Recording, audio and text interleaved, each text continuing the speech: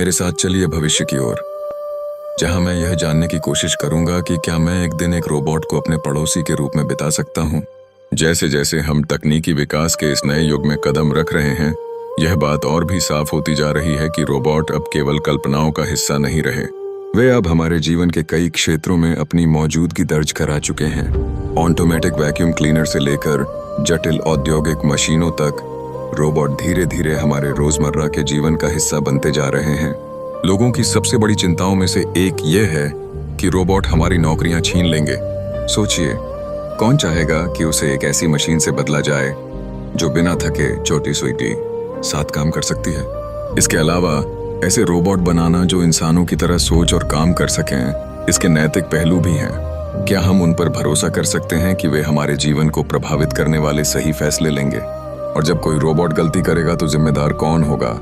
ये कुछ ऐसे सवाल हैं जो हमारे समाज में रोबोटों के बढ़ते एकीकरण के साथ सामने आ रहे हैं।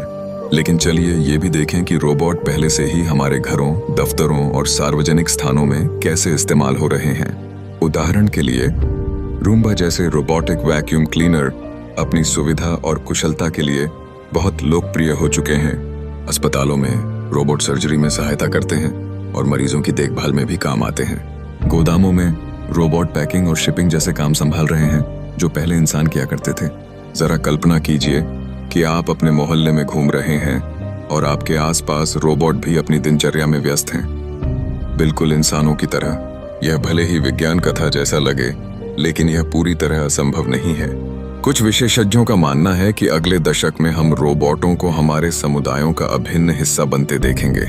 हो सकता है उनके अपने मोहल्ले हों, रोबोट पार्क, रोबोट रेस्टोरेंट और न जाने क्या क्या।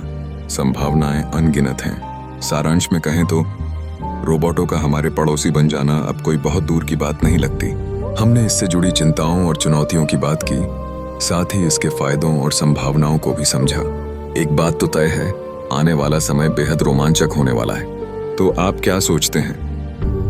क्या आप एक रोबोट को अपना पड़ोसी बनाना चाहेंगे, या आपको लगता है कि यह मुसीबत की जड़ बन सकता है? नीचे कमेंट में अपनी राय जरूर बताएं।